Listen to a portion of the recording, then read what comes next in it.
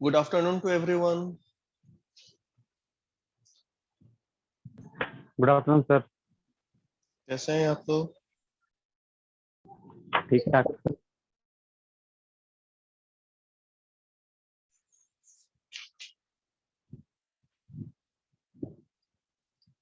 Last class में जो मैं आपको पढ़ाया था याद है? रेडियस का क्या फॉर्मूला होता है? अगर कोई चार्ज पार्टिकल को प्रोजेक्ट करते हैं perpendicular to the magnetic field, तो रेडियस का क्या फॉर्मूला आता है?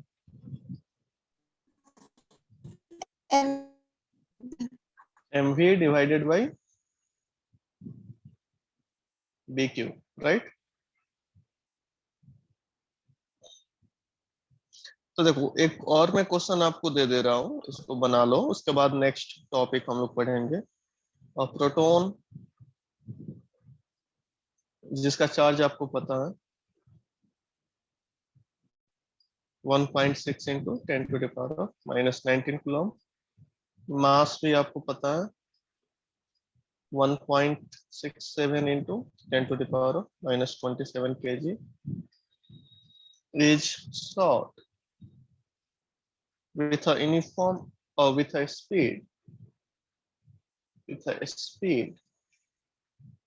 8 into 10⁻⁶ meter per second at an angle of 30 degree. Angle of 30 degree with the x-axis.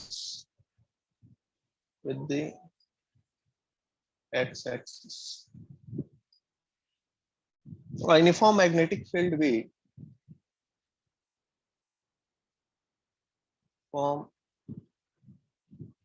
magnetic field B जिसका वैल्यू है 0.30 Tesla exist along the x-axis. Exist along the x-axis so that path of proton is a helix. Find the radius and pitch of the helix. Pitch of the helix. Okay. कितना angle पे इसको short किया गया है? Magnetic field से कितना angle पे इसको शॉर्ट किया गया है? 30 डिग्री। तो इस वेलोसिटी का दो कंपोनेंट होगा, v cos 30 and v sin 30। तो आप सर्कुलर पाथ यहाँ पे किस स्पीड के कारण होगा, v sin 30 या v cos 30 के कारण? v sin 30। हाँ, v sin 30 डिग्री। तो इसका पाथ कैसा होगा? इस प्रोटॉन का पाथ कैसा हो जाएगा? हेलिकल। हेलिकल पाथ हो जाएगा। अब ये हेलिकल पाथ का इसमें आपको फाइंड आउट करना है कि रेडियस क्या होगा। रेडियस क्या होगा? तो रेडियस का क्या फॉर्मूला यूज करेंगे? Radius r is equal to mv/dq। हाँ, एम v sin 30 लेंगे यहाँ पे, स्पीड के जगह v sin 30 divided by bq। सब इंफॉर्मेशन दे रखा है, आपको वैल्यूज को सब्स्टिट्यूट करना है, r निकल जाएगा। पिच कैसे फाइंड आउट करेंगे? पिच होता है distance, linear distance covered by this charged particle along the direction of field in time period. Means in time period का मतलब time taken by the particle to complete one oscillation. तो pitch निकल जाएगा, distance हो जाएगा speed into time. कौन सा speed लेंगे इसके लिए पिच निकालने के लिए? v cos 30 या v sin 30? V cos 30. v cos 30 V cos into 30. Time period. Time period is capital T. तो आपको टाइम पीरियड निकालना होगा. तो टाइम पीरियड का क्या फॉर्मूला है एनीवन? टाइम पीरियड का क्या फॉर्मूला है? 2 pi m divided bye dq. देखो अगर आपको याद नहीं रहेगा ना तो आप कम से कम फॉर्मूला इसको ध्यान में रखना है. स्पीड डिस्टेंस बाय टाइम होता है, तो टाइम क्या होगा? Distance by speed. Distance 2 pi r divided by speed. और r का वैल्यू यहाँ पे सब्स्टिट्यूट कर देना. r का वैल्यू सब्स्टिट्यूट कर देना. तो 2 pi m v sin 30 divided by v. v cancel हो जाएगा. What we will get? 2 pi m sin 30.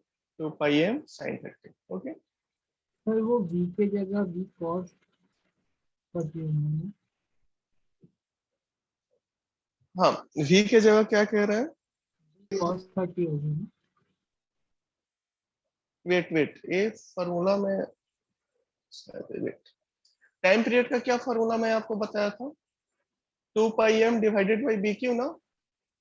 हाँ. Yes. 2 pi m divided by bq. तो इसका डेरिवेशन पार्ट मैं आपको कराया था ना टाइम पीरियड निकालने का. कैसे कराया था उसका डेरिवेशन का? 2 पाई r डिवाइडेड बाय v. ऐसे ही करवाया था ना. Distance by speed.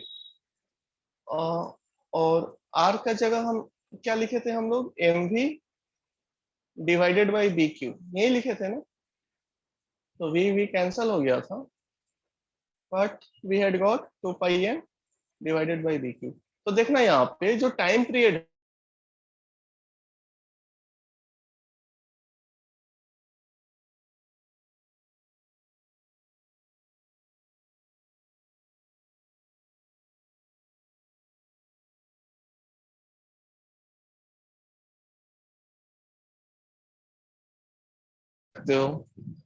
v cos 30 into time period. Time period का फॉर्मूला लिख देना. 2 pi m divided by bq. इसको सिंप्लीफाई करोगे तो पिच निकल के आ जाएगा. ओके. ये हो जाएगा आप सभी से. बोलना.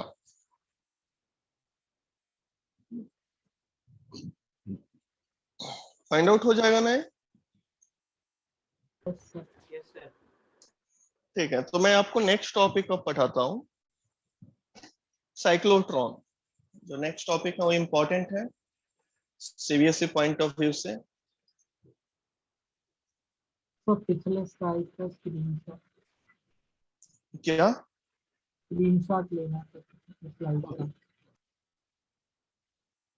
So screenshot. हाँ बिल्कुल.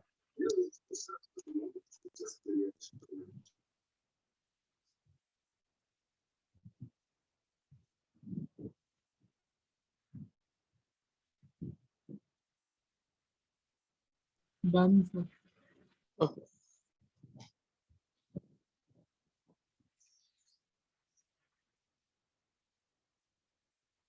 नेक्स्ट टॉपिक है आपका साइक्लोट्रॉन.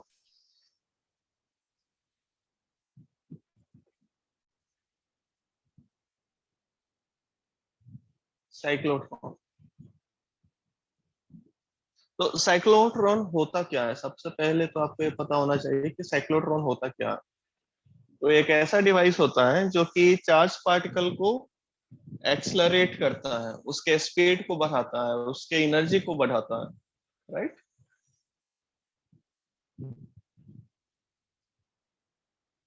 तो it is a device which is used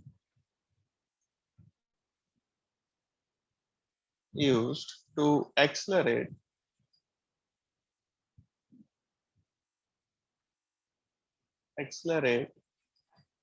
charged particles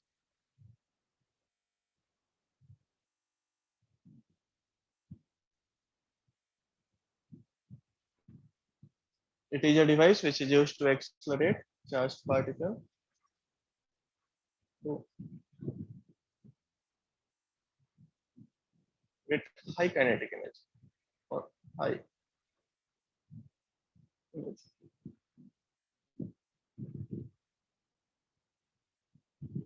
Okay, कैसा डिवाइस होता है cyclotron? It is a device which is used to accelerate charged particle to get high energy. Okay, to get high energy charged particle. मैं लिख देता हूँ, to get high energy charged.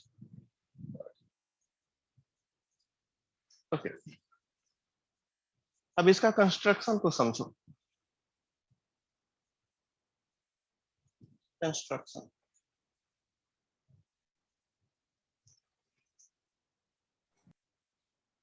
देखना जो construction होता है साइक्लोट्रॉन का वो कुछ इस तरीके से होता है. इसमें 2D शेप होते हैं. डी आप सभी को पता है, डी जो लेटर होता है उसी को हम लोग कह रहे हैं.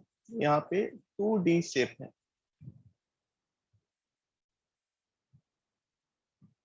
एक ये हुआ डी शेप और एक इधर.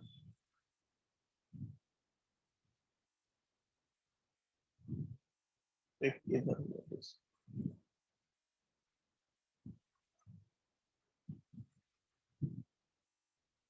इतना थोड़ा गैप छोड़ देते हैं ताकि चार्ज पार्टिकल एक डी शेप से बाहर निकल जाए.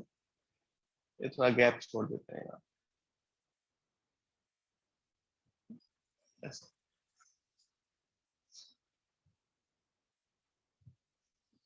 और ये 2 मेटालिक डी शेप है. किसका ये बना रहता है डी शेप? ये मेटल बॉक्स का, मेटल का बना रहता है. और यहाँ पे आप एक हाई फ्रीक्वेंसी ऑसिलेटर कनेक्ट करते हैं. High frequency oscillator.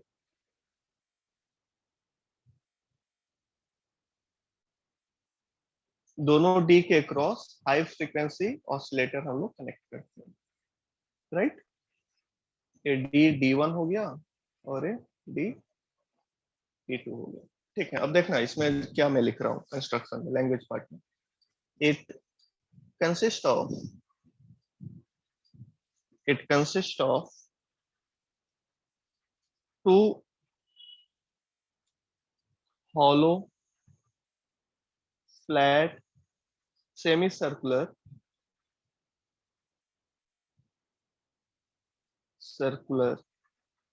metal boxes. ये मेटल का बना रहता है. Metal boxes D1 and D2 called, इसको हम लोग बोलते हैं D's. Called Ds.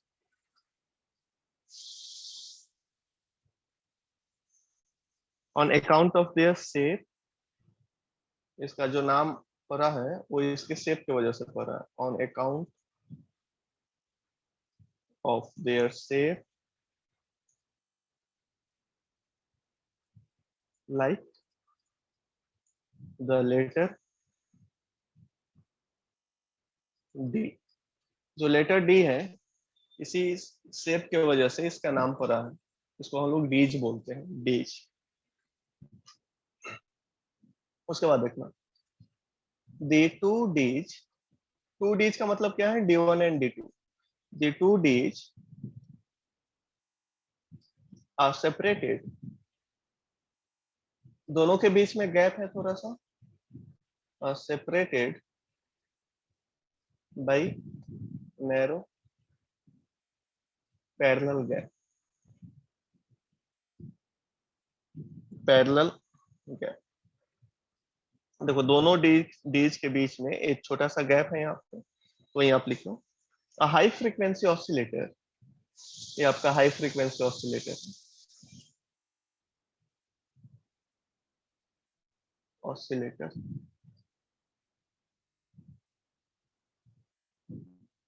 High frequency oscillator.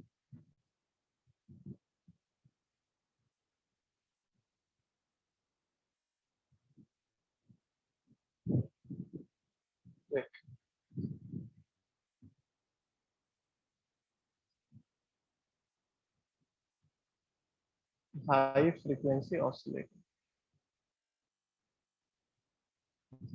A high frequency oscillator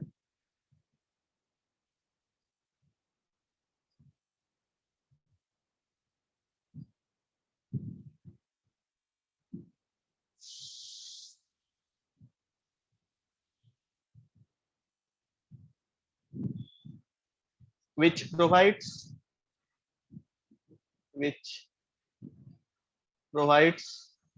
an alternating potential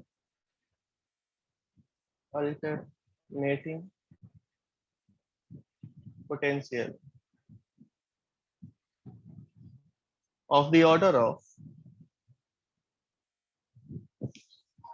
आप इसका स्क्रीनशॉट ले लो पहले, एक मिनट रुक जाना, अभी स्क्रीनशॉट नहीं लेना, अभी इस डायग्राम को मुझे कंप्लीट करना है, तो जब कंप्लीट हो जाएगा डायग्राम तो स्क्रीनशॉट लेना. Which provides an alternating potential of the order of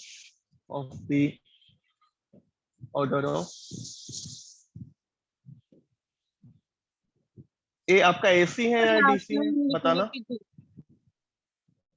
हाँ, अभी आप स्क्रीनशॉट नहीं लेना, अगर आप नोटबुक मेंटेन कर रहे हो, नोटबुक में लिख रहे हो तो लिख लो, लेकिन अभी स्क्रीनशॉट नहीं लेना, जब तक ये डायग्राम कंप्लीट नहीं हो जाता तब तक नहीं लेना. ओके, स्लाइड आगे करूं मैं. Yes. हाँ sir. Of the order of 10 to the power of 4 to 10 to the power of 5 volt at a frequency of 10 to the power of 7 cycles. देखो बहुत ही ज्यादा हाई फ्रीक्वेंसी है. जो एसी हम लोग यूज करते हैं घर में, वो उसका वोल्टेज कितना होता है, फ्रीक्वेंसी क्या होता है, 50 सर. 50 हर्ज. हाँ, मीन्स 50 साइकिल कंप्लीट करता है पर सेकेंड. लेकिन यहाँ पे कितना साइकिल है, 50 की जगह यहाँ पे कितना है, 10 to the power 7. जो कि बहुत ज्यादा है, हाई फ्रीक्वेंसी है. और वोल्टेज भी हाई वोल्टेज है. देख रहे हो अपने जो घर में जो वोल्टेज यूज हम लोग करते हैं वो 220 वोल्ट होता है एसी. यहाँ पे कितना है, 10 to the power 4 to 10 to the power of 5 volt. तो क्या आप घर में साइक्लोट्रॉन को मतलब उसके फंक्शन को करा सकते हो क्या, उसका फंक्शन देख सकते हो क्या, साइक्लोट्रॉन डिवाइस को यूज कर सकते हो क्या घर में? नो, नहीं कर सकते हैं, क्योंकि उतना वोल्टेज आपको मिलेगा ही नहीं, उतना फ्रीक्वेंसी मिलेगा ही नहीं. तो इसके लिए हाई वोल्टेज और हाई फ्रीक्वेंसी चाहिए होगा, और सोर्स आपका एसी होना चाहिए. Okay, is connected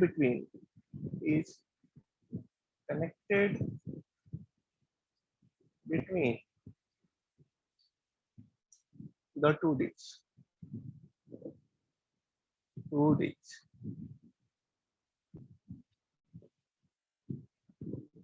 Okay. The oscillator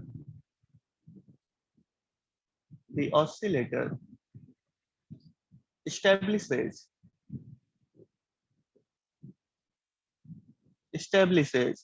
कौन सा फील्ड इस्टेब्लिश करेगा, ये आपका वोल्टेज है, ये अल्टरनेटिंग वोल्टेज है, अल्टरनेटिंग सोर्स है, तो कौन सा फील्ड इस्टेब्लिश करेगा, इलेक्ट्रिक फील्ड या मैग्नेटिक फील्ड? यहाँ पे इलेक्ट्रिक फील्ड. हाँ, इलेक्ट्रिक फील्ड. ठीक है, देखना है आप. तो और जो इलेक्ट्रिक फील्ड होगा वो अल्टरनेटिंग होगा या कांस्टेंट होगा? एसी है, यहाँ पे ये एसी है, हाई वोल्टेज है, एसी है, तो फील्ड भी कैसा होगा, अल्टरनेटिंग होगा. Alternating electric field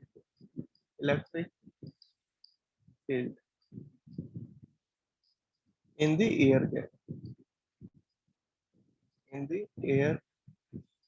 gap, that is the electric field. इस लाइन को अच्छे से समझना, कौन सा इलेक्ट्रिक फील्ड सेटअप होगा इस बीच में, alternating electric field, right, in the air gap. The field is once directed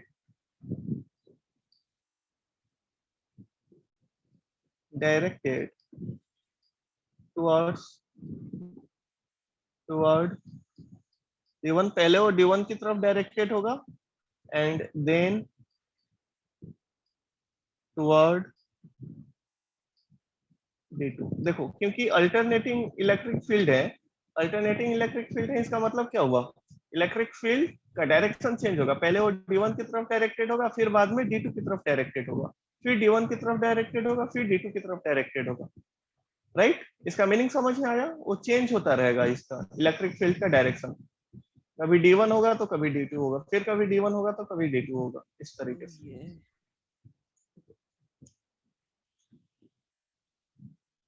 Thus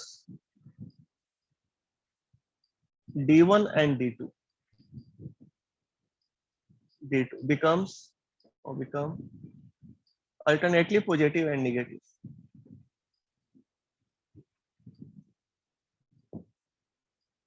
Alternately positive and negative at the same rate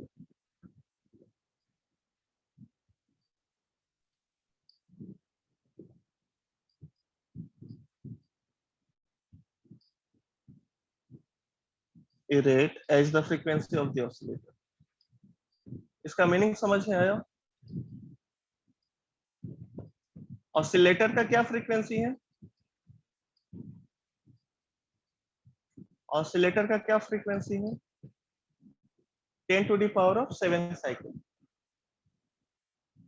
इसका मीनिंग क्या हुआ कि 10 to the power of 7 cycle complete करेगा, जैसे एक रोटेशन के लिए एक साइकिल हुआ, एक कंप्लीट रोटेशन के लिए एक साइकिल, तो वैसे ही कितना साइकिल है, एक सेकेंड में कितना साइकिल कंप्लीट कर रहा है यहाँ पे ऐसे source, 10 to the power 7 cycles.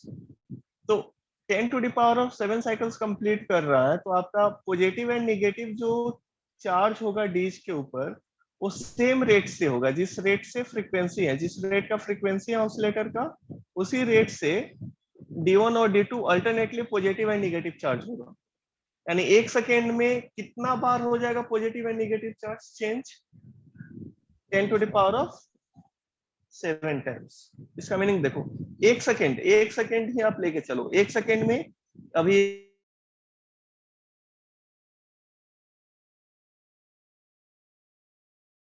ये पॉजिटिव हुआ, फिर नेगेटिव हो गया, फिर एक पॉजिटिव हुआ, फिर चलेगा एक सेकेंड में कितना बार चलेगा ऐसा, इसका साइन कितना बार चेंज होगा डीज का, 10 to the power of 7 times change होगा, कितना सेकेंड में चेंज होगा इसका साइन, 1 सेकेंड में चेंज होगा, राइट। इस लाइन का यही मीनिंग हुआ। Thus D1 and D2 becomes alternately positive and negative at the same rate as the frequency of the oscillator।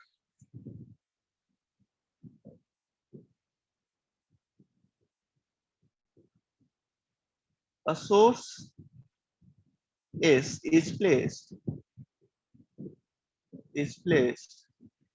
at the center of the dish,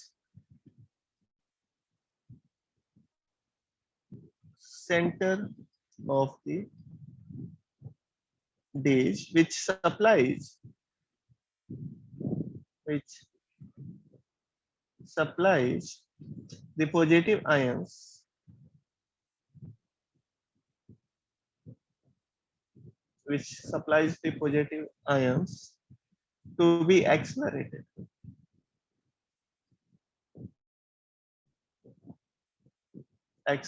अब इसका क्या meaning हुआ, a source S is placed at the center of the dish which supplies the positive ions to be accelerated।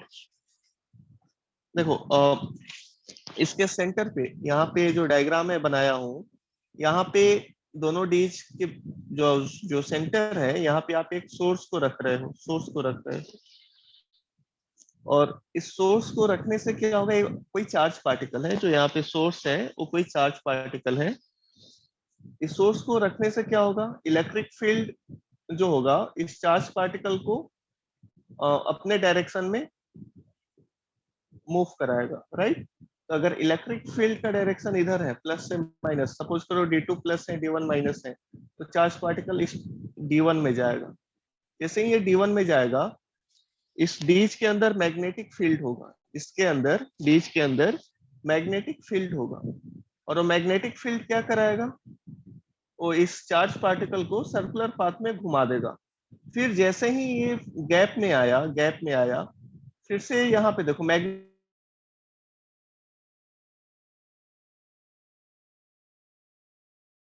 Field नहीं है, केवल electric field है, लेकिन उसी टाइम तो इस पे फोर्स लगेगा फील्ड के डायरेक्शन में, तो ये D2 में आ जाएगा। जैसे ही D2 में आएगा, मैग्नेटिक फील्ड जो होगा D2 में, इसको सर्कुलर पाथ में फिर से घुमा देगा, इसको फिर से घुमा देगा ऐसा। फिर ये D1 में गया, फिर D1 में जाने के बाद ये घूम जाएगा, फिर ये D2 में जाएगा, फिर ये घूम जाएगा। तो इस तरीके से जो चार्ज पार्टिकल एक बार जो अंदर गया है, वो एक्सलरेट होते हुए अपने स्पीड को बढ़ाएगा और अपने एनर्जी को बढ़ाएगा, और फाइनली जो चार्ज पार्टिकल है वो डिश से बाहर निकल जाएगा, वो डिश से बाहर निकल जाएगा। तो कुछ इस तरीके से इसका वर्किंग होता है, मैं इसको बताऊंगा। चार्ज पार्टिकल फाइनली एक्सलरेट होकर विथ वेरी हाई एनर्जी ये यहाँ से बाहर निकल जाएगा। तो देखना अभी ये कंप्लीट नहीं हुआ है, अभी मैं क्या लिखाया हूँ, a source S is placed at the center of the dish which supplies the positive ions to be accelerated। जो सोर्स है वो कौन सा आयंस यहाँ पे सप्लाई कर रहा है, positive ions, right, positive ions यहाँ पे सप्लाई कर रहा है। अब आगे देखो, this dish are mounted inside a vacuum chamber। इसको कहाँ आप रखते हो, इस डिश को, इनसाइड द वैक्यूम चैम्बर। तो वैक्यूम चैम्बर आप बना दो, यहाँ पे एक वैक्यूम चैम्बर बना दो, ये आपका vacuum chamber.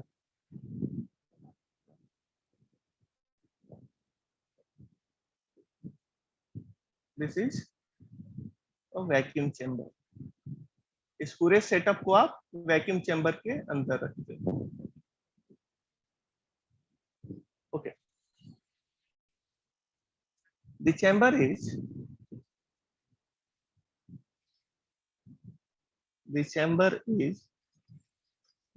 mounted horizontally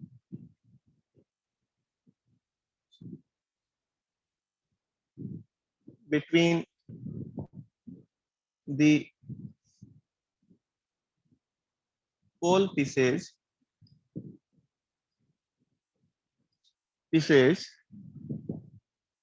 north south यहाँ पे है, of a huge electromagnet, huge electromagnet capable of producing a vertical field,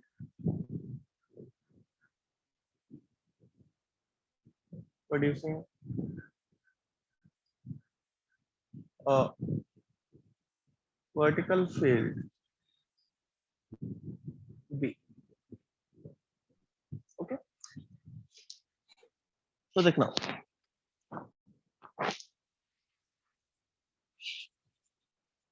यहाँ पे जो डायग्राम अपना है, इसमें हम लोग एक नॉर्थ पोल यहाँ पे देते हैं, ये आपका नॉर्थ पोल है, और ये आपका साउथ पोल है, ये साउथ पोल है। तो इसमें आप मैग्नेटिक फील्ड स्टैब्लिश करते हो, मैग्नेट को डालने से क्या होगा, कौन सा फील्ड स्टैब्लिश होगा इसके अंदर, मैग्नेटिक फील्ड, राइट। ये समझ में आया,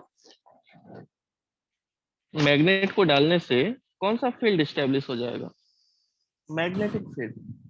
तो देखना यार,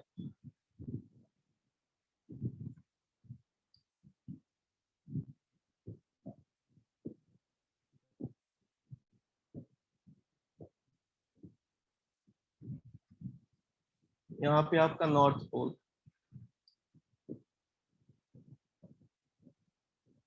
नॉर्थ पोल, और यहाँ पे south pole, this is our south pole. तो इस पूरे एक्सपेरिमेंट को आप वैक्यूम चेंबर में कर रहे हो और आप 2 इलेक्ट्रोमैग्नेट्स लगा के रखे हो, हेवी इलेक्ट्रोमैग्नेट्स। क्या काम है इसका? इलेक्ट्रोमैग्नेट्स का काम क्या है? मैग्नेटिक फील्ड देना, मैग्नेटिक फील्ड देना। यानी जो चार्ज पार्टिकल्स हैं वो इलेक्ट्रिक फील्ड में भी हैं as well as magnetic field में भी हैं, दोनों फील्ड में है ये। तो इलेक्ट्रिक फील्ड के कारण कौन सा फोर्स Sir. एक्सपीरियंस कर रहा होगा charge particle? Charge particle electric field के कारण कौन सा फोर्स एक्सपीरियंस कर रहा होगा? Electric electric force. फोर्स। और मैग्नेटिक फील्ड के कारण, मैग्नेट के अंदर रखें इसको तो मैग्नेटिक फील्ड होगा, तो मैग्नेटिक फील्ड के कारण कौन सा फोर्स एक्सपीरियंस कर रहा होगा? Magnetic force. Magnetic force. तो आप यहाँ पे नोटिस करो कि जो चार्ज पार्टिकल है वो इलेक्ट्रिक फोर्स एक्सपीरियंस कर रहा है, तो उसके वजह से वो D1 में आ गया, D1 में आ गया। और D1 में मैग्नेटिक फील्ड है तो इंटर कर रहा है परपेंडिकुलर डायरेक्शन में। तो इसका पाथ कैसा होगा? इसका पाथ कैसा होगा? Circular, right. जैसे ही यहाँ पे पहुंचा इलेक्ट्रिक फील्ड का पोलरिटी चेंज हो गया, यानी डायरेक्शन चेंज हो गया, डायरेक्शन चेंज हो गया। पहले लेफ्ट डायरेक्शन में था, अब ये राइट डायरेक्शन में हो गया। उसके वजह से जो चार्ज पार्टिकल के ऊपर जो फोर्स लगेगा वो फील्ड के ही डायरेक्शन में लगेगा। तो इस फोर्स के वजह से जो चार्ज पार्टिकल है वो D2 में इंटर कर गया। फिर से जो इंटर कर रहा है वो perpendicular direction to field, magnetic field enter कर रहा है। तो उसके वजह से फिर से चार्ज पार्टिकल कौन सा पाथ में जाएगा, मूव करेगा? कौन सा पाथ में मूव Circular. करेगा? Circular path. फिर एक गैप में आया, गैप में जैसे ही आया फिर से पोलरिटी चेंज हो गया, फिर से आपका इलेक्ट्रिक फील्ड का जो डायरेक्शन है वो राइट टू लेफ्ट हो गया। फिर से इसके ऊपर फोर्स लगेगा चार्ज पार्टिकल के ऊपर और फिर से वो D1 में इंटर करेगा। फिर D1 में जब इंटर करेगा तो परपेंडिकुलर डायरेक्शन में इंटर करेगा, फिर से इसका पाथ सर्कुलर होगा। फिर से इलेक्ट्रिक फील्ड का डायरेक्शन चेंज होगा और फिर से वो D2 में इंटर करेगा। इंटर करने के बाद मैग्नेटिक फील्ड उसको सर्कुलर पाथ प्रोवाइड कराएगा। फिर से यहाँ पे जब चार्ज पार्टिकल आएगा उसी समय फिर से पोलरिटी चेंज हो जाएगा और इलेक्ट्रिक फील्ड का डायरेक्शन चेंज होगा। और ये प्रोसेस चलता जाएगा जब तक हमें हाई एनर्जेटिक चार्ज पार्टिकल मिल ना जाए, राइट। क्योंकि हर एक साइकिल में जो एनर्जी है चार्ज पार्टिकल का वो बढ़ते जाएगा, वो बढ़ते जाएगा, राइट।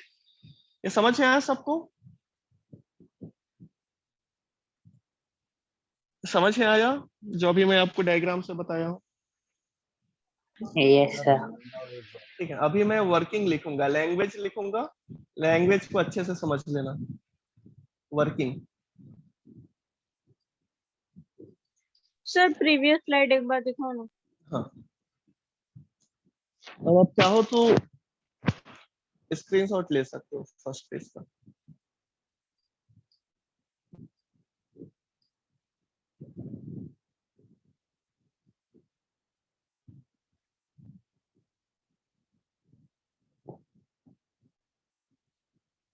ये बाहर निकलना है high energetic charge particle.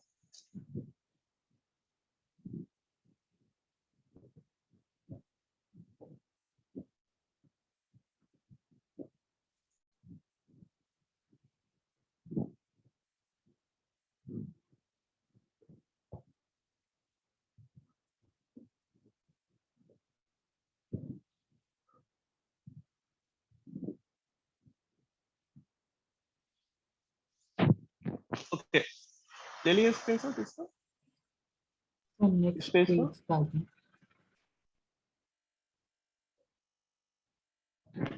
Working देखो, the positive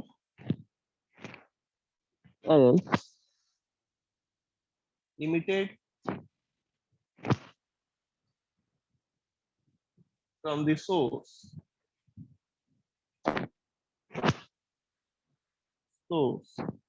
will be accelerated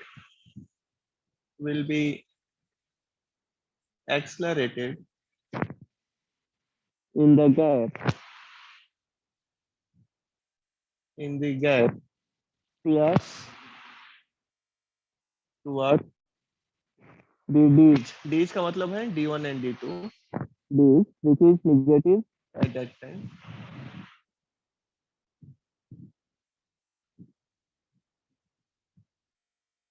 negative at that time.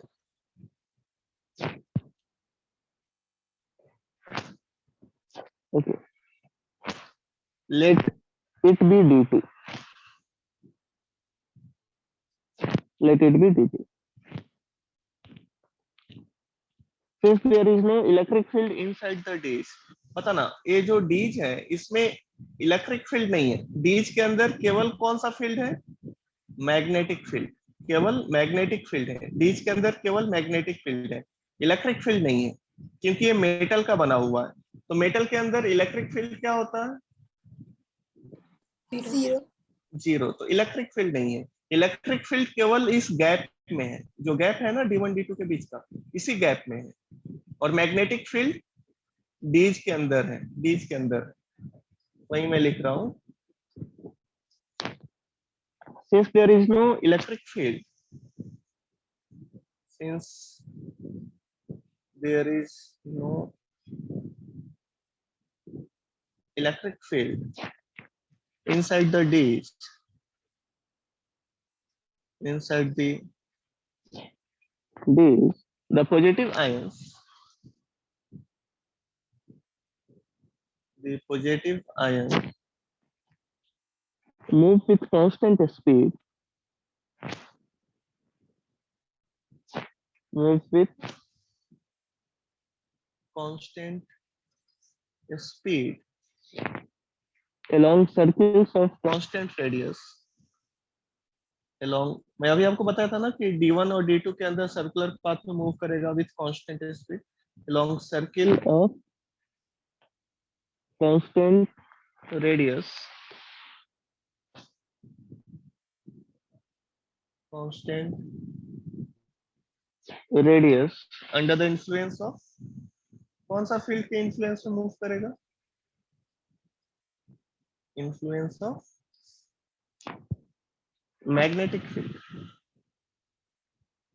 Magnetic field which is perpendicular to the dish, which is किस डायरेक्शन में है? A magnetic field perpendicular to the dish, dish के perpendicular direction में, which is perpendicular to the dish. Okay. If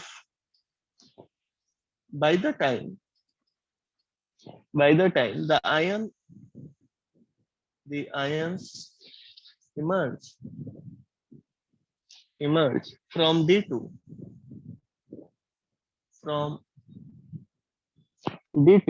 the polarity of the applied potential is reversed. The polarity of the applied potential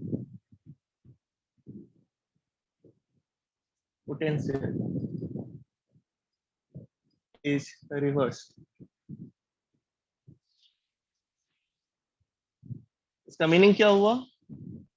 polarity change हो गया, तो इसका meaning हुआ कि जो D1 है अब वो निगेटिव हो गया. पहले कौन निगेटिव था? पहले कौन सा निगेटिव था? D, which is negative at that time. कौन सा D निगेटिव था पहले? D2. और पॉजिटिव कौन सा था? D1. तो पहले D1 पॉजिटिव था और D2 निगेटिव था. D1 positive, D2 negative. अब क्या हो रहा है नेक्स्ट केस में? जैसे ही ये चार्ज पार्टिकल बाहर निकल रहा है डिश से, उसी समय पोलरिटी चेंज हो गया और इलेक्ट्रिक फील्ड का डायरेक्शन भी चेंज हो जाएगा. तो वहीं आप पॉइंट लिखे हो. If by the time the ions emerge from D2, the polarity of the applied potential is reversed. That is, the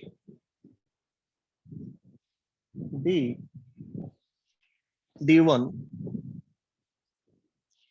now becomes negative.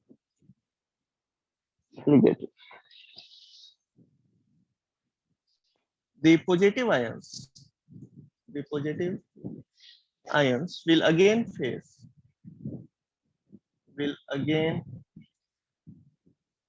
आप इसका स्क्रीनशॉट ले लो. The positive ions will again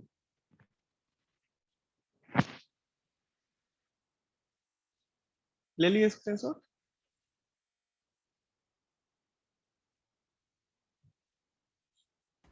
Yes, sir. The positive ions will again face the negative beads. Negative B, and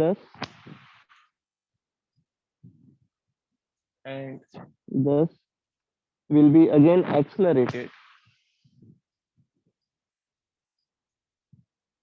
Again accelerated by the field in the gap.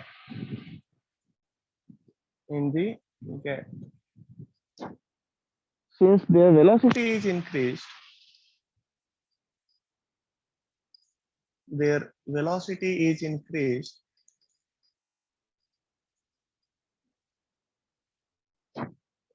they will now move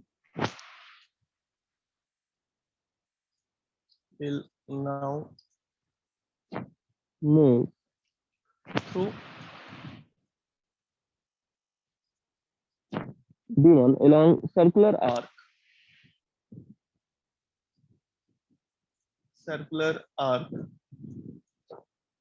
of greater radius. देखो मतलब हर एक step में जो radius है circular arc का वो increase कर रहे हैं या डिक्रीज कर रहा है? Increase.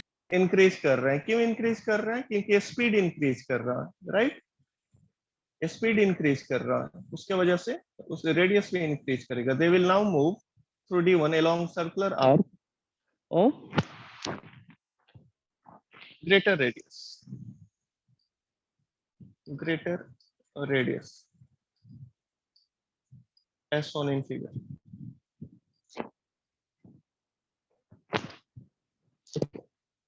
Here the time of passage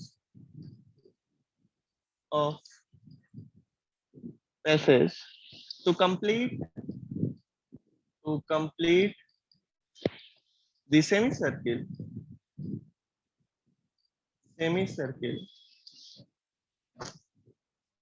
in the D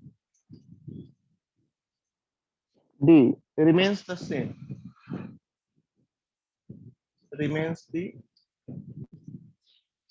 As in D2. Time period same रहेगा या डिफरेंट होगा? स्पीड पे डिपेंड करता है क्या? नहीं. टाइम पीरियड आपका सेम रहेगा. if the time of travel in D1 is equal to half the time period of the oscillator, half the time period of the oscillator voltage,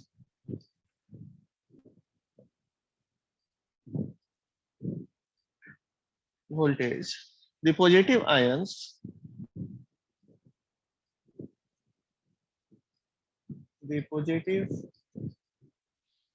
after coming from D1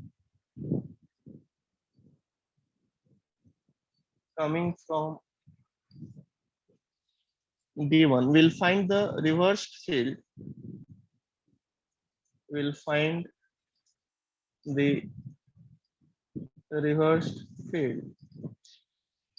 and hence they are accelerated again.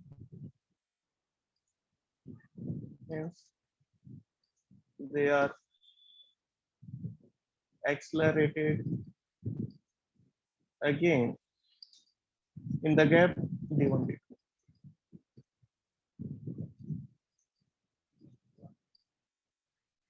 ठीक है, आप इसका screenshot ले लो. ये जो इतना मैं लिखा रहा हूँ ना, मैं इसका शॉर्टकट आपको बता दूंगा कि कैसे आपको ध्यान रखना है, कौन कौन सा पॉइंट आपको ध्यान में रखना है और किसको आपको लिख देना है, जिससे कि आपको फुल मार्क्स मिल जाए. अगर आप इसके एकदम डिटेल्स में सब कुछ पढ़ना चाहते हो तो ये सब लाइन पढ़ लेना. मैं इसको बता दूंगा कि कितना पॉइंट आपको ध्यान में दिमाग में बैठा के रखना है, क्योंकि सब कुछ आप दिमाग में नहीं रख सकते। जो इम्पोर्टेंट है उसको रख लेना, इम्पोर्टेंट नहीं है उसको छोड़ देना। ओके, स्क्रीनशॉट ले लिया है इस पेज का? Yes, sir. In this way,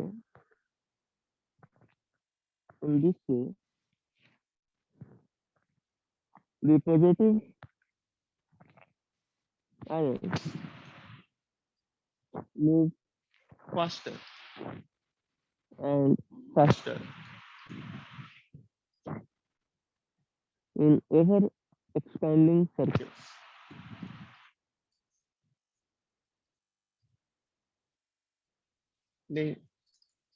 Circles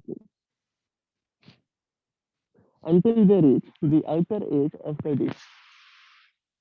until they reach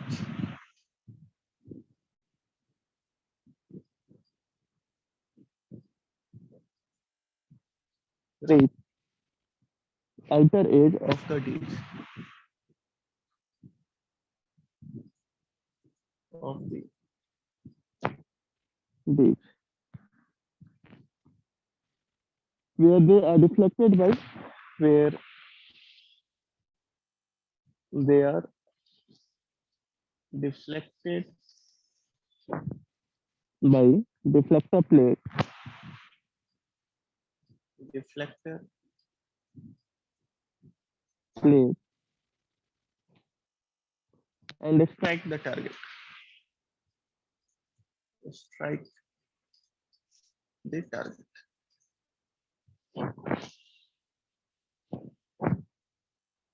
okay.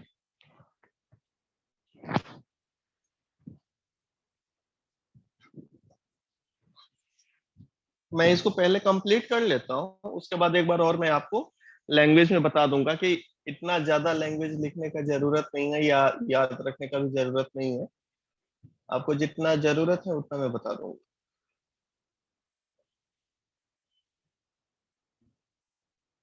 Okay, इसका वर्किंग देखिए, ये इसका थ्योरी पार्ट देखिए, वर्किंग तो देख लिया है, थ्योरी देखिए इसका।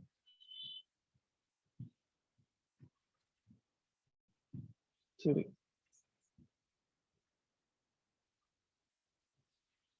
when a particle of mass n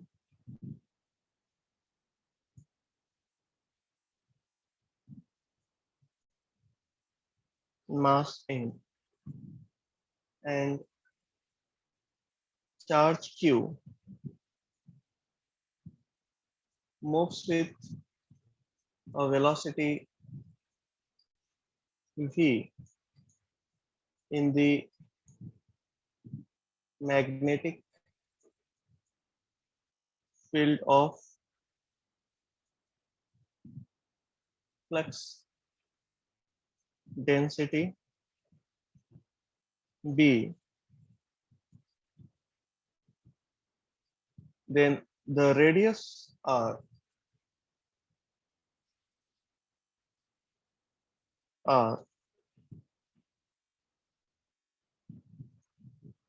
then the radius r of the circular path, जो सर्कुलर पाथ है इसका रेडियस क्या हो जाएगा ऑफ द, फॉर्मूला आपको पहले से ही पता है, circular path is given by, क्या होता है रेडियस बताना, r is equal to mv divided bye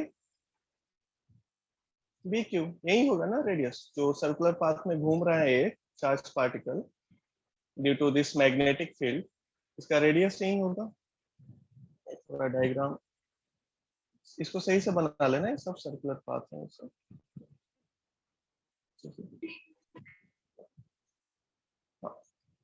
तो इसका रेडियस क्या हो जाएगा mv divided by pq। Okay, इस पेज का स्क्रीनशॉट ले लीजिए।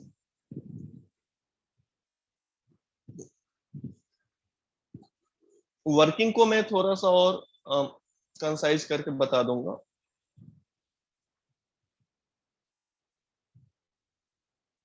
ले लिए इसका स्क्रीनशॉट।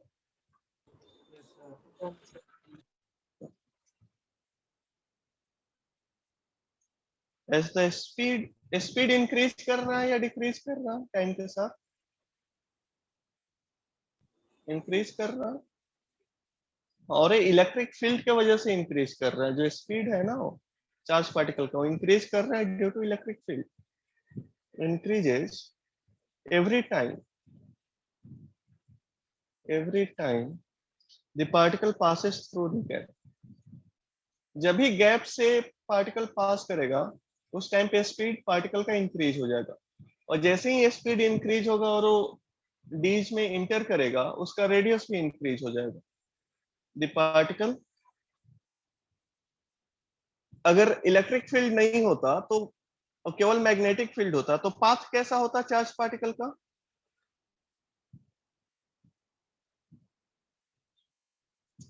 कैसा पाथ होता?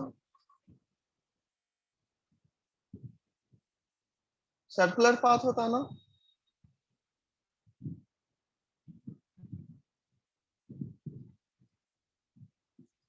सो radius R also increases, time के साथ रेडियस भी इंक्रीज करेगा। क्यों? क्योंकि स्पीड इंक्रीज करेगा,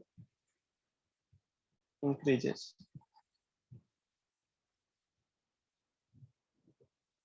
और resonance between the applied AC voltage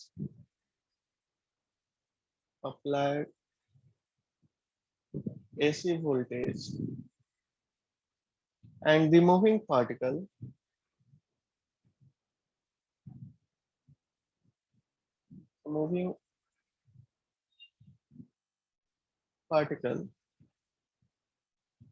the time taken by the particle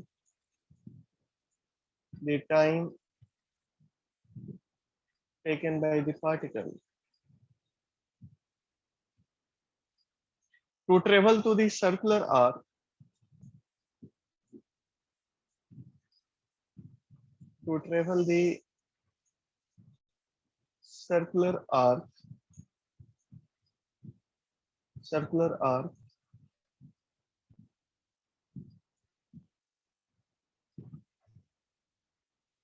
within any of the days,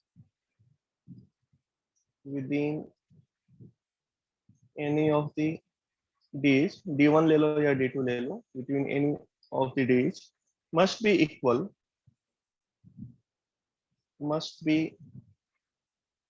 equal to half the time period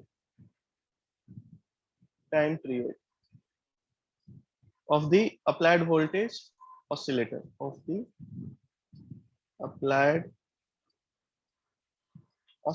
voltage।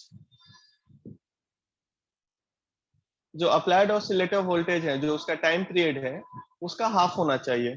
किसी भी डीज में time period applied oscillator voltage का time period के half होना चाहिए of the applied oscillator voltage. तो यहां से आप क्या लिखोगे? So the frequency of oscillator is given by, time period का फॉर्मूला आपको पता है।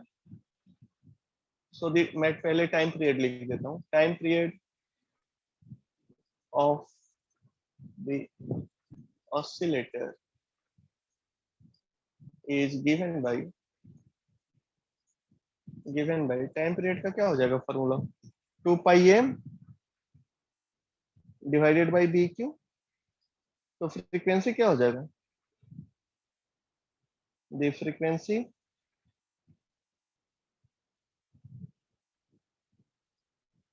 Of the oscillator f is equal to 1 by T. तो 1 बाई टी क्या हो गया? डी क्यू डिवाइडेड बाई 2 पाई।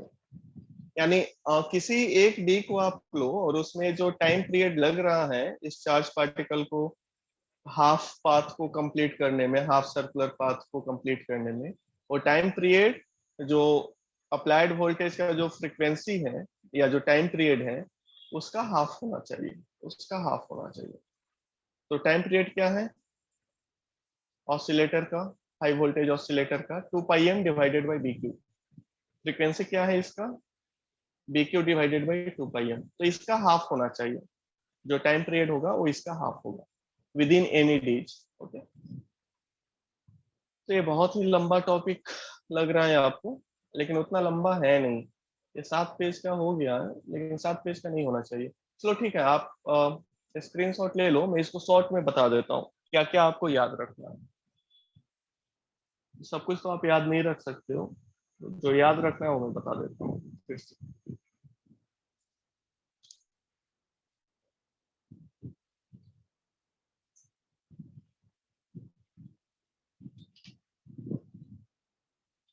ले लिया स्क्रीनशॉट? Yes sir. अब इस जो अभी मैं पढ़ाया हूँ ना टॉपिक, इसी को मैं थोड़ा शॉर्ट में करके बता देता हूँ। शॉर्ट करके बता देता हूँ। पहले तो आपको डायग्राम एकदम परफेक्शन के साथ आना चाहिए। तो डायग्राम में आप पहले मैग्नेट ले लो, ये मैग्नेट हो गया, नॉर्थ पोल और इधर साउथ पोल। आप 2 डीज को कंस्ट्रक्ट करो, एक ये डी हो गया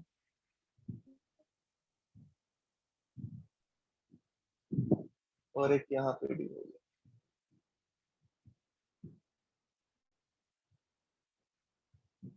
या इधर थोड़ा गैप दे दो ताकि चार्ज पार्टिकल बाहर निकल सके। ओके, कुछ ऐसा।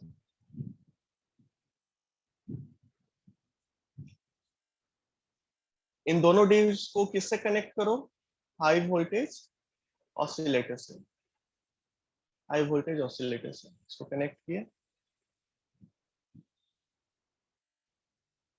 हाई फ्रीक्वेंसी ऑसिलेटर भी बोल दो उसको, high frequency oscillator.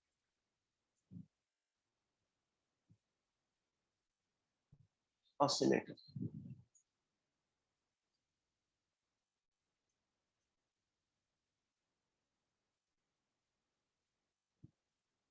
Okay.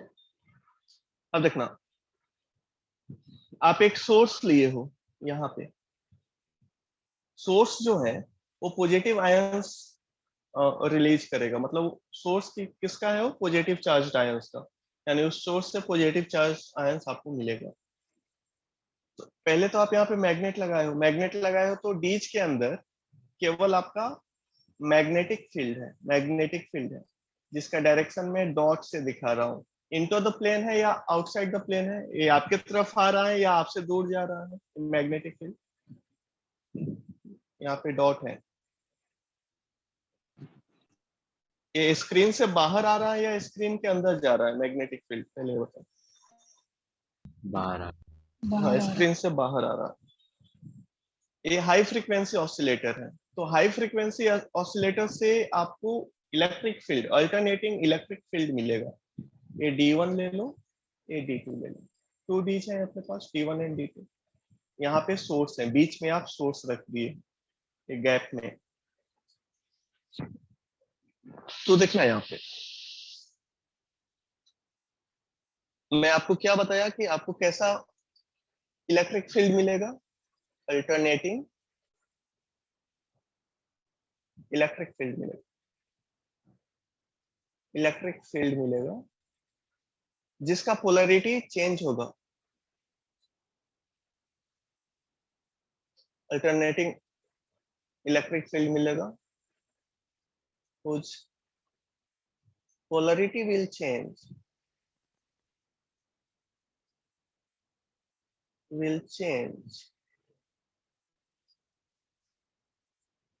when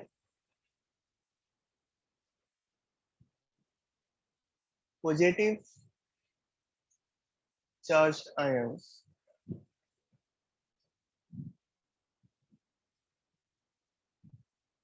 will just enter into the gap।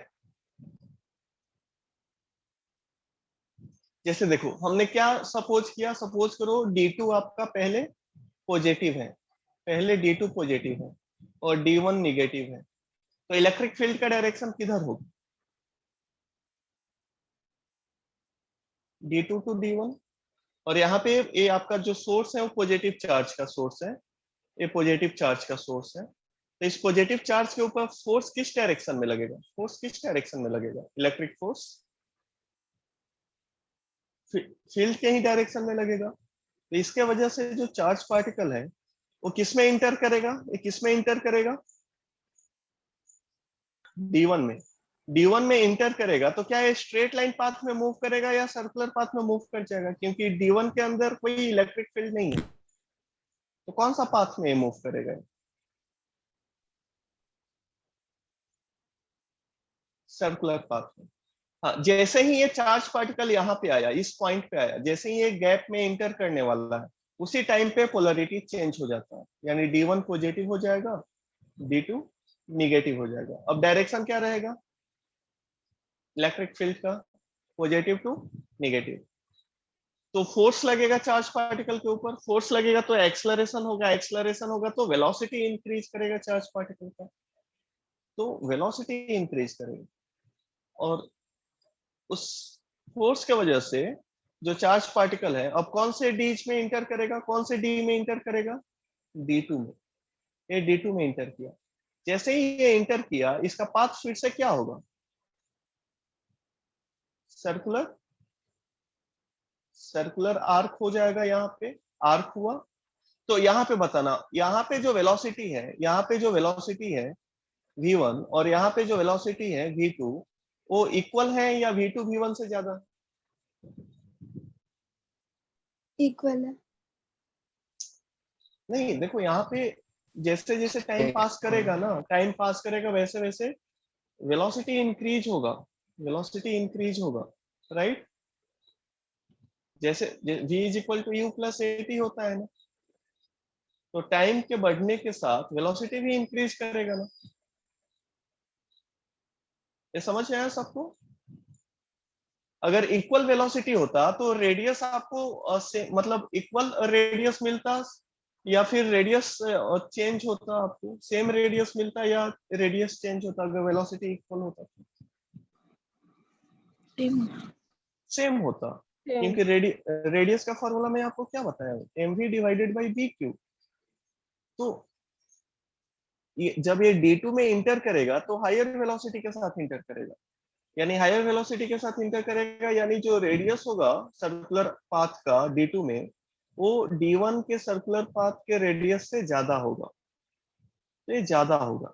फिर से देखो, फिर से ये गैप में इंटर किया, जैसे ही गैप में इंटर किया फिर से इसको, इसके ऊपर इलेक्ट्रिक फोर्स लगेगा, और उस फोर्स के लगने की वजह से इसका स्पीड इंक्रीज करेगा, इसका स्पीड इंक्रीज करेगा।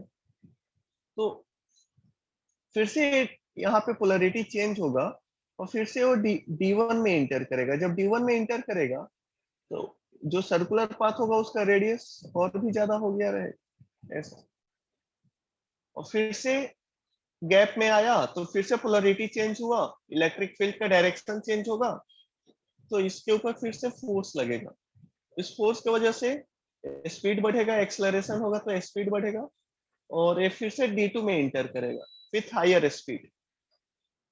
तो फिर से इसका रेडियस जो होगा वो पहले वाले रेडियस से बड़ा होगा, फिर से ये गैप में आएगा, फिर से वही प्रोसेस रिपीट चलता जाएगा। ये प्रोसेस जो है वो रिपीट होता जाएगा till we get a very high energetic charged particle, और फाइनली ये डिफ्लेक्टर के हेल्प से जो हाईली एनर्जेटिक चार्ज पार्टिकल है इसको बाहर निकाल दिया जाता है और इसको टारगेट पे हिट करा दिया जाता है। अगर ऐसा नहीं करोगे तब तो ये साइक्लोट्रॉन को ही बर्बाद कर देगा ना, जब वो हिट करेगा साइक्लोट्रॉन के वाल को तो उसी को तोड़ के बाहर निकल जाएगा ना, राइट। तो इसलिए डिफ्लेक्टर के हेल्प से इस चार्ज पार्टिकल को इस गैप से बाहर हम लोग निकाल देते हैं और इसको टारगेट पे हिट करा देते हैं। ये सभी को समझ में आया,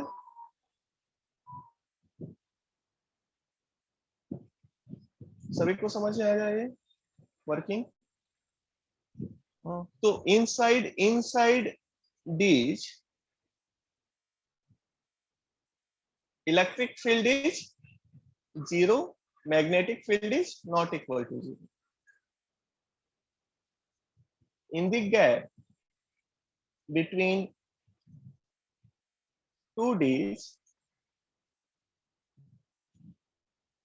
electric field is not equal to 0 and magnetic field is 0. ऐसा।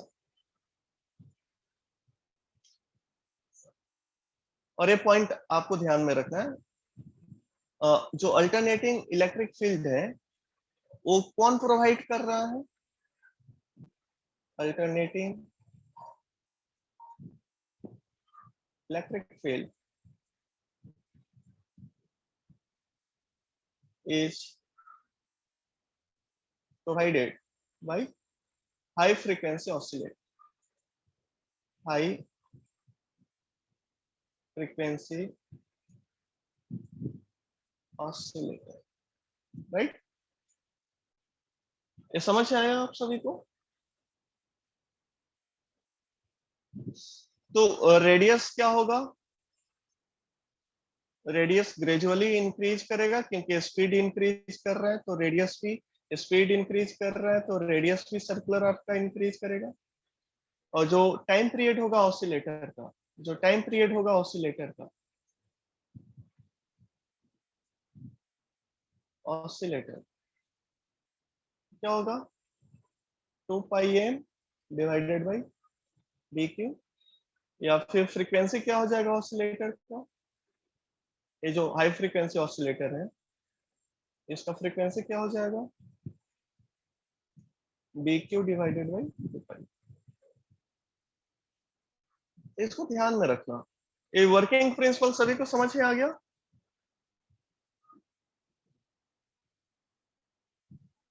ओके सर हाँ बोलिए। सर इससे स्पीड ऑफ लाइट अचीव कर सकते क्या? स्पीड ऑफ लाइट अचीव नहीं हो सकता है, मैक्सिमम वही होता है। मतलब स्पीड ऑफ लाइट से ज्यादा स्पीड अभी तक हम लोग ऑब्जर्व नहीं किए हैं। उतना ज्यादा हाई स्पीड आप अचीव नहीं कर सकते, बहुत ज्यादा होता है ना स्पीड ऑफ।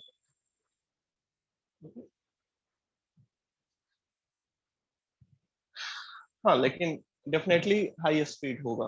अब वो कितना होगा, उसका वैल्यू कितना होगा, वो डिपेंड करेगा वोल्टेज पे, जो हाई फ्रीक्वेंसी ऑसिलेटर है उसके ऊपर डिपेंड करेगा, और आपके डीज के कैपेसिटी के ऊपर डिपेंड करेगा। आप ये प्रोसेस को इनफाइनाइट टाइम तक ले जाओगे तब तो बहुत ज्यादा स्पीड हो जाएगा। मतलब उतना बड़ा डीज भी तो होना चाहिए। अगर इसका रेडियस इंक्रीज नहीं करता तब हमें प्रॉब्लम होता क्या?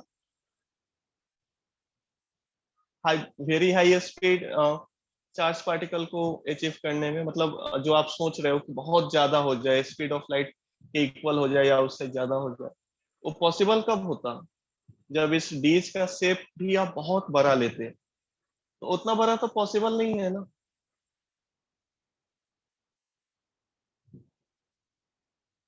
एक एक्सेलरेटर बना हुआ है ना फ्रांस में, या पता है किसी को? सर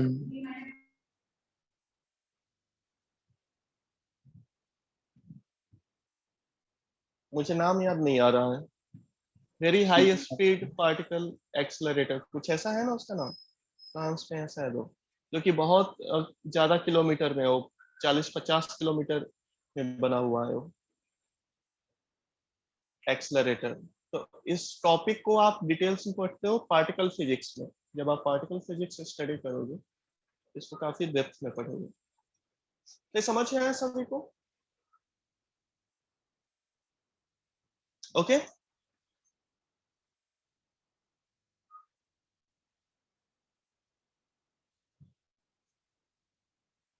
ठीक है। तो और कुछ इसमें पूछना है तो पूछो। 1 मिनट, मैं आपको कहाँ तक इसको बताया था?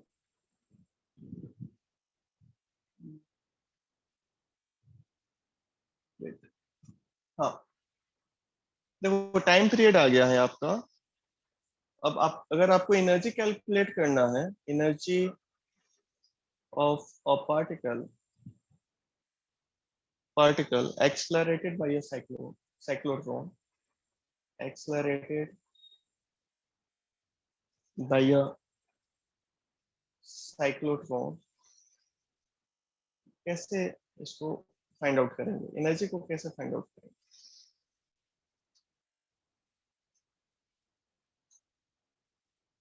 तो आपको पता है रेडियस क्या होता है? What is radius? mv divided by bq, right? तो स्पीड क्या हो जाएगा? What is speed? bqr divided by mass. तो कौन सा एनर्जी होगा? इसके पास स्पीड है तो कौन सा एनर्जी हम लोग डिस्कस करेंगे? तो the maximum kinetic energy, energy of the ion, maximum kinetic energy आपको कितना मिल सकता है? Ion will be given bye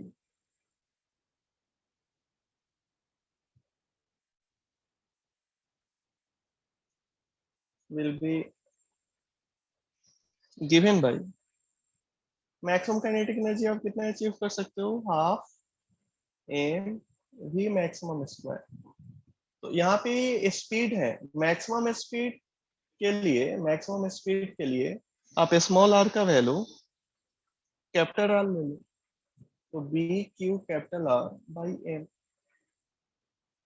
are जो है वी मैक्स के लिए वो कैपिटल आर है, और वी मैक्स मैक्सिमम स्पीड, और मैक्सिमम स्पीड में लिख देता हूँ लैंग्वेज में,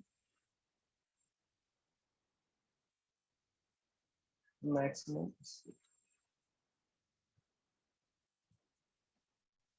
तो हो गया energy half M V max square, तो हाफ एम, इसका स्क्वायर कर दो, इसका स्क्वायर कर दो, तो B square Q square R square divided by M square, right? इसका स्क्वायर करेंगे तो ये आएगा, एक एम कैंसिल कर दो, B square Q square R square divided by, ये आपका मैक्सिमम एनर्जी आपको मिलेगा। इसका कुछ लिमिटेशन भी है, तो लिमिटेशन भी कर लो। इसका स्क्रीनशॉट ले लिए हो क्या?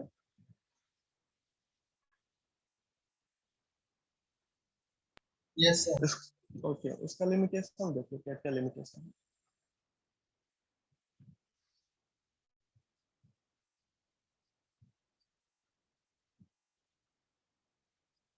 Limitations of cyclotron. सर एक बार लास्ट स्लाइड दिखाओ। हाँ,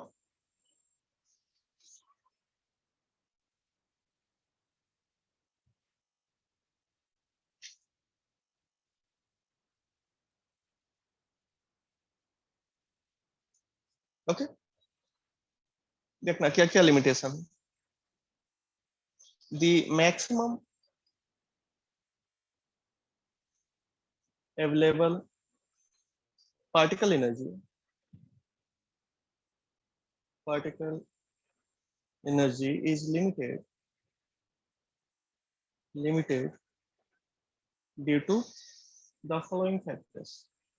किस किस फैक्टर के कारण इसका maximum available particle energy depend करता है?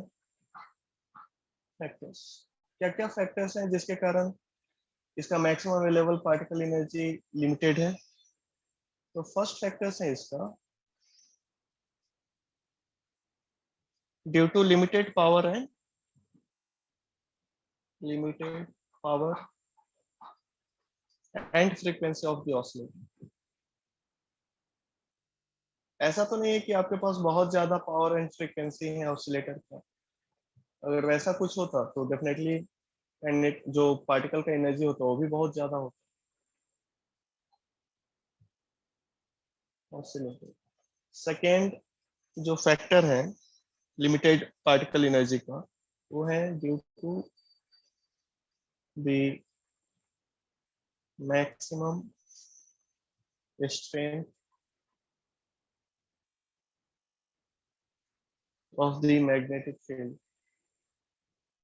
magnetic field which can be produced, which can be produced।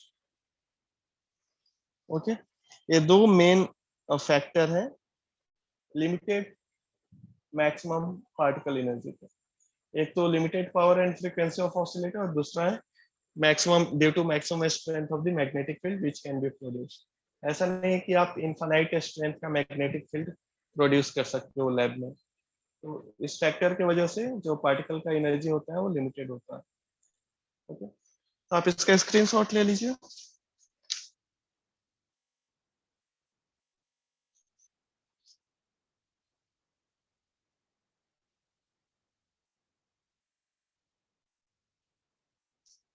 मैं कुछ क्वेश्चन भेज दूंगा ग्रुप में, उसको बना लीजिएगा। ओके,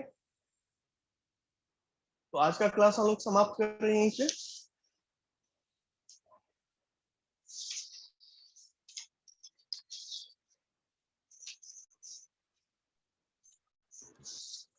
ठीक है, स्क्रीनशॉट ले चुके हैं सभी? यस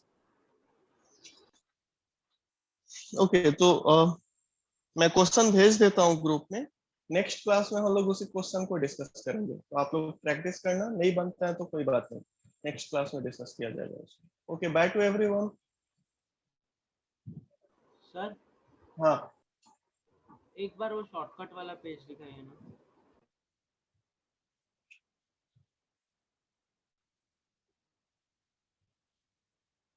और इसके नेक्स्ट वाला एनर्जी वाला।